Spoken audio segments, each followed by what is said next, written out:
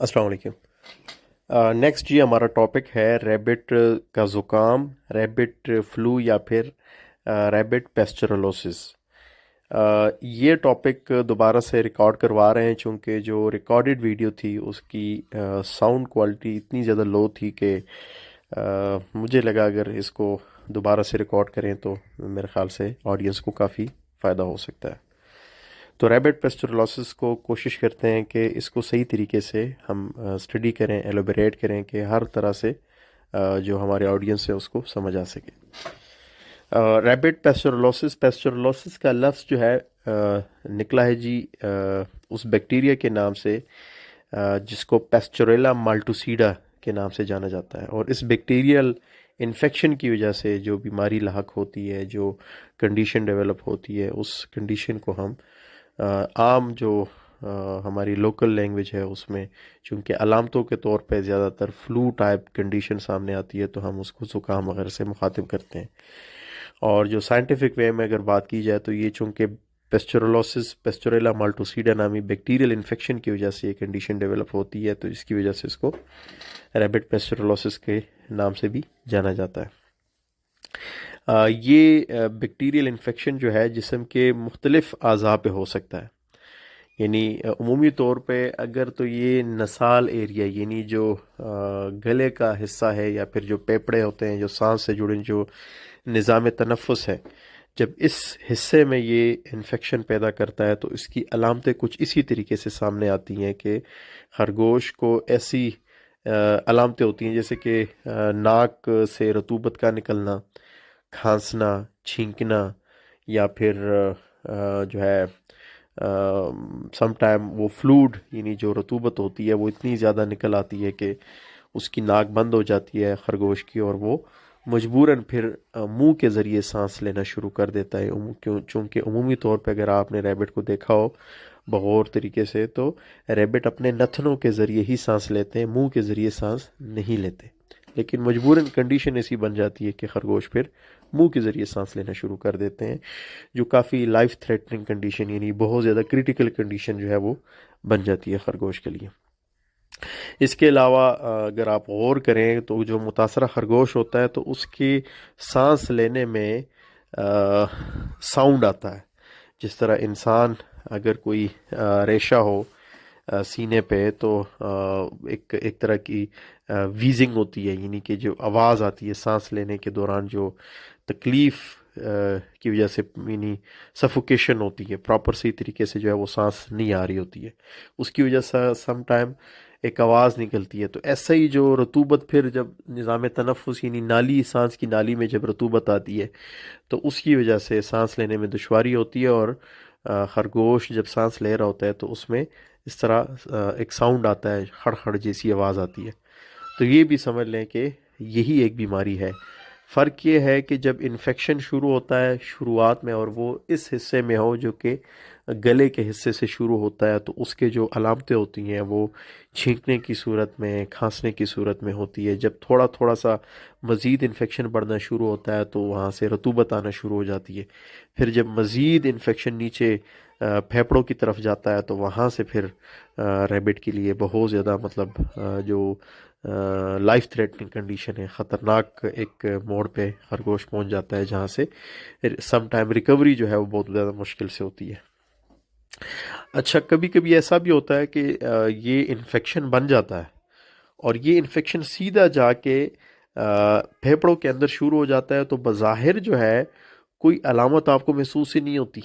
बाज़ रैबिट में अलामत आपको महसूस ही नहीं होती और अंदर ही अंदर जो है उसके फेफड़ों में वो इन्फेक्शन जो है वो चल रहा होता है और वो इन्फेक्शन एक टाइम के बाद इतना ज़्यादा बढ़ जाता है कि खरगोश जो है मुकम्मल तौर से उसके लंग्स जो है वो काम करना छोड़ देते हैं। चूँकि इस फेफड़ों के ज़रिए ही पूरे जिस्म को जो है ऑक्सीजन मिल रही होती है, तो उसकी वजह से प्रॉपर ऑक्सीजन जब नहीं मिलती तो खरगोश को जो है हार्ट अटैक जैसे प्रॉब्लम हो जाती है और रैबिट एक्सपायर हो जाता है। और आपने देखा होगा कि बाज़ टाइम कोई रैबिट जिस तरह बिल्कुल ठीक ठाक सेहतमंद खरगोश होता है और एकदम से जो है वो घुटन सी महसूस होती है खरगोश को और वो जो है इस तरह तड़प रहा होता है, छलांगे लगा रहा होता है, سم ٹائم ایک چیخ بھی نکل جاتی ہے خرگوش کی، اور ود ان اے منٹ یا ود ان 2 منٹس، یعنی 2-3 منٹ یا 4 منٹ کے اندر اندر خرگوش ایکسپائر ہو جاتا ہے۔ تو یہ وہی کنڈیشن ہوتی ہے کہ خرگوش کے پھیپھڑے اتنے زیادہ ڈیمیج ہو جاتے ہیں کہ وہاں سے خرگوش کو مکمل طور سے سانس نہیں آ رہی ہوتی، پراپر سی طریقے سے جسم کو آکسیجن نہیں مل رہی ہوتی ہے، تو وہاں سے جو ہے ایک دم سے ان کی موت ہو جاتی ہے۔ گو کہ اس طرح کی کنڈیشن میں کوئی علامت سامنے نہیں آتی تو فارمر کچھ کر ہی نہیں پاتا، یعنی فارمر کی آنکھیں جو ہے وہ خرگوش کا جو بیہیویئر ہوتا ہے، بیماری میں ایک الگ طریقے سے بیہیویئر ہوتا ہے، اور ہر بیماری میں اس کی جو علامتیں ہوتی ہیں وہ مختلف ہوتی ہیں۔ تو جو ریبٹ کا فلو ہے، تو جیسے کہ اگر وہ کھانس رہا ہے، وہ چھینک رہا ہے، تو سمجھ لیں کہ یہ بیماری کی وہ ابتدائی کنڈیشن ہے کہ جس میں ایک دم سے کبھی بھی ریبٹ ایکسپائر نہیں ہوتا۔ یہ آپ کو کم از کم 20-25 دن تک کا ٹائم دے دے گا، شاید مہینے تک کا بھی ٹائم دے دے، شاید 10 دن کا ٹائم دے دے، ڈیپینڈ کرتا ہے کہ آپ کی خوراک اور ماحول کیسا ہے۔ تو بہرحال اگر تو فرض کریں یہ انفیکشن آپ کو نظر آ جائے، سب سے پہلے بات تو یہ کہ کوشش کریں کہ خرگوش کے ماحول کو اور خوراک کو بہتر بنائیں، اور ساتھ میں اگر کوئی طاقت والی ادویات ہوں تو وہ لازمی استعمال کریں کہ اس کا اپنا جو مدافعتی نظام ہے وہ اٹھے اور اس بیماری کو کنٹرول کر سکے۔ یہ سب سے دیسی، سب سے آسان، سب سے سمجھ لیں کہ ایک محفوظ ترین طریقہ ہے۔ نمبر 2 طریقہ کہ آپ کو لگتا ہے کہ اگر فرض کریں آپ اس کو ہیلپ نہیں کرتے، کوئی اور دوائی نہیں دیتے، تو خرگوش نے لازمی پھر ڈسٹرب ہو جانا ہے، لازمی اس نے خراب ہو جانا ہے۔ تو ایسے میں پھر کچھ اینٹی بائیوٹک کا استعمال کی جاتی ہے۔ اینٹی بائیوٹک میں ہمارے پاس سب سے پہلا جو آپشن ہوتا ہے وہ انروفلوکسسین کا ہوتا ہے۔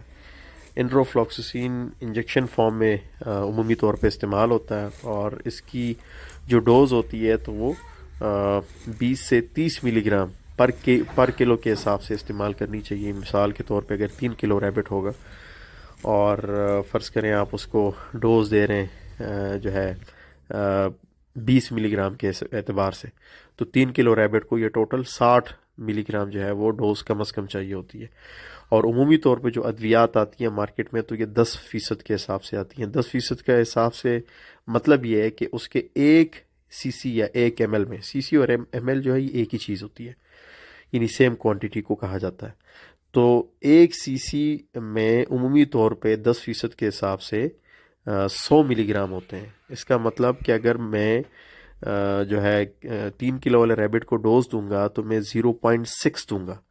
0.6 کا مطلب کہ 60 ملی گرام، اگر تو 1 کلو کا ریبٹ ہو تو 0.2، یعنی پر کے جی 0.2 کے حساب سے کیلکولیشن آپ نے بنانی ہوتی ہیں۔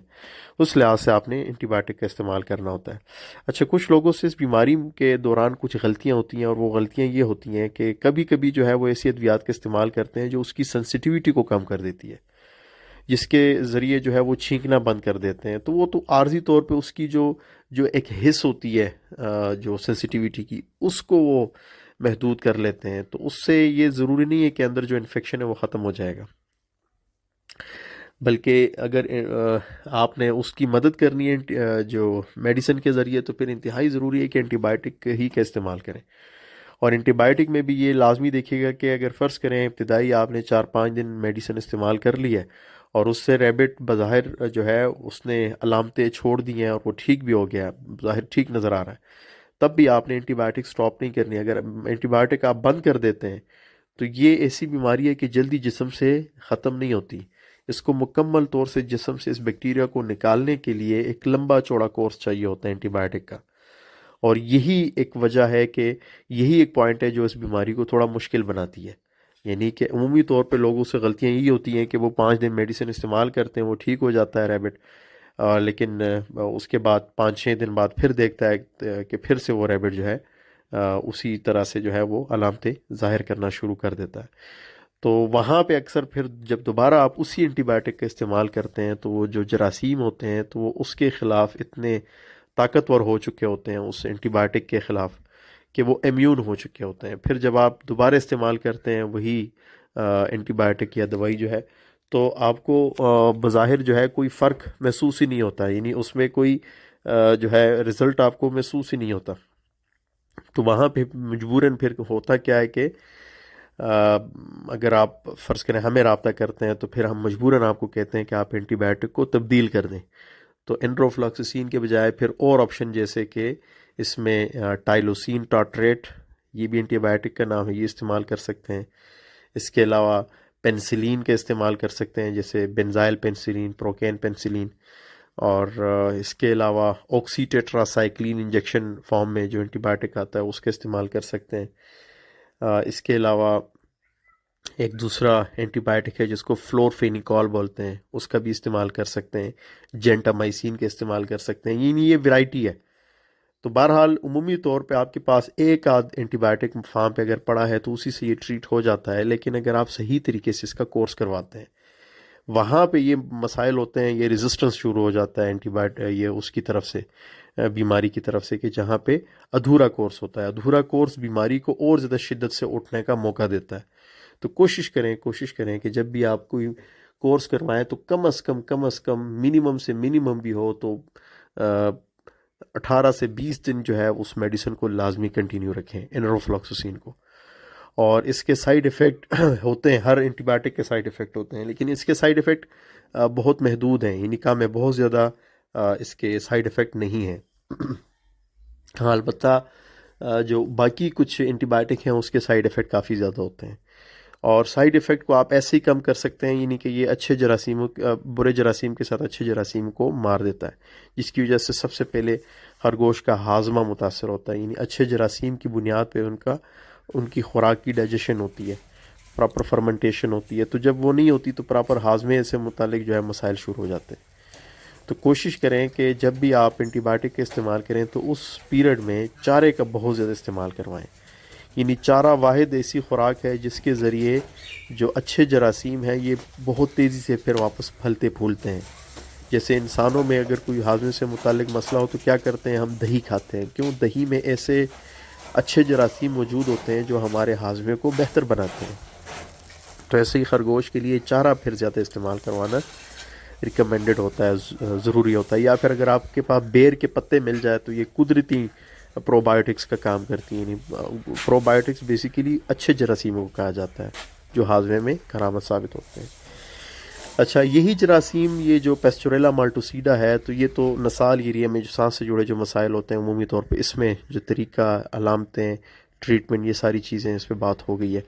اگر تو یہی جراثیم جسم کے باقی حصے میں کسی جگہ پہ موجود ہے تو وہاں پہ بھی انفیکشن پیدا کر سکتا ہے، جو کہ ایک پھوڑے کی شکل میں ہوتا ہے. یعنی ایبسس ہوتا ہے جو پھوڑا سا نکل آتا ہے، جس سکن کے اوپر آپ دیکھتے ہیں کہ کافی بڑا اچھا خاصا پھوڑا بن جاتا ہے. ہماری جو ماضی کی ویڈیوز ہیں اس میں ہم دکھا رہے ہیں کہ کیسے مائنر سا چھوٹا سا آپریشن کر کے اس کو ایبسس کو، یعنی جو پھوڑا ہوتا ہے اس میں سے سارا پیپ نکال کے اس کو کس طریقے سے آپ ڈس انفیکٹ کر کے تو خرگوش کی اس جو ہے تکلیف کو دور کر سکتے ہیں، اس انفیکشن کو دور کر سکتے ہیں. تو بہرحال وہ ویڈیوز بھی آپ دیکھ سکتے ہیں. تو اس میں بھی جس طرح ایبسس بنتے ہیں تو ایبسس میں عمومی طور پہ جب بھی اس طرح بیکٹیریل انفیکشن ہو جس میں اس طرح پیپ پڑ جائے، رطوبت آ جائے، تو اس میں پینسلین بہت ہی اچھا رزلٹ دیتی ہے. پینسلین جو انجیکشن فارم میں ملتا ہے وہ بہت زیادہ اچھا رزلٹ دیتی ہے. اسی کا آپ استعمال کر کے اس کو مکمل طور سے ٹھیک کر سکتے ہیں.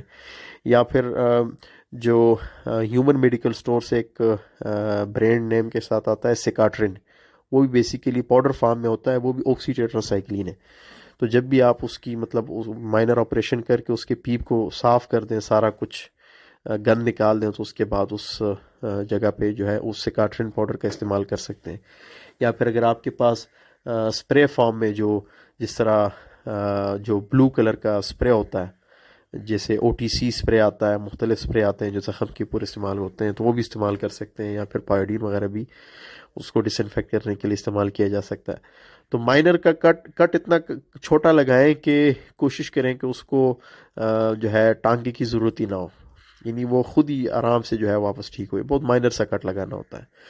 اور اگر ناگزیر ہو تو پھر آپ نے کٹ لگانا ہوتا ہے. اور اس کو سن کرنے کے لیے عمومی طور پر اس کی سکن کی سینسیٹیوٹی بڑی مائنر ہوتی ہے، کم ہوتی ہے، زیادہ ضرورت نہیں ہوتی. لیکن اگر فرض کریں آپ چاہتے ہیں کہ نہیں لازمی صحیح طریقے سے کریں تو پھر اس میں ایک انجیکشن آتا ہے زائلیزین کے نام سے، جو لوکل اینستیٹک ہے. یعنی کہ جدھر انجیکشن لگے گا اسی جگہ کو وہ سن کر لے گا، باقی جسم ایکٹیو رہے گا، ریبٹ ایکٹیو رہے گا. تو اس کا آپ استعمال کر کے تو اس کے ذریعے بھی مطلب آسانی سے یہ آپریشن آپ کر سکتے ہیں۔ تو اس میں آپ نے جو پینسلین گروپ کے میڈیسن ہے، اینٹی بائیوٹک ہیں، اس کا لازمی آپ نے استعمال کرنا ہے، اس سے کافی حد تک جو ہے وہ اچھے سے ٹھیک ہو جاتا ہے۔ اس میں بھی اس بات کا خیال رکھنا ہے کہ کتنا مناسب کورس آپ کروائیں کہ دوبارہ سے اس پھوڑے نکلنے کا سلسلہ جو ہے وہ نہ بن سکے۔ عمومی طور پہ اس میں بھی لوگ ایسے ہی کرتے ہیں کہ 1-2 دن اینٹی بائیوٹک دیتے ہیں، پھر سٹاپ کر دیتے ہیں، تو وہاں سے پھر اصل میں مسائل ہونا شروع ہو جاتے ہیں۔ امید کرتا ہوں کہ جو آڈینس ہے تو اس بیماری کے متعلق آپ کا مکمل طور سے آئیڈیا کلیئر ہو چکا ہوگا کہ بھئی یہ کیوں ہوتا ہے، اور اس کا دوسرا گرمی سردی سے کوئی تعلق نہیں ہوتا، بلکہ گرمیوں میں یہ بیماری زیادہ آتی ہے، چونکہ گرمیوں میں ایک سٹریسفل انوائرمنٹ ہوتا ہے۔ خرگوش گرمی کی وجہ سے خوراک کم کر دیتے ہیں، جس کی وجہ سے زیادہ متاثر ہونے کا چانس جو ہے وہ بڑھ جاتا ہے۔ تو ملتے ہیں انشاءاللہ پھر کسی نئی ویڈیو کے ساتھ، نئے چیپٹر کے ساتھ، اسی سلسلے کو انشاءاللہ جاری رکھیں گے جو ٹریننگ سیشنز ہیں۔ تو اجازت دیجیے گا، اللہ حافظ۔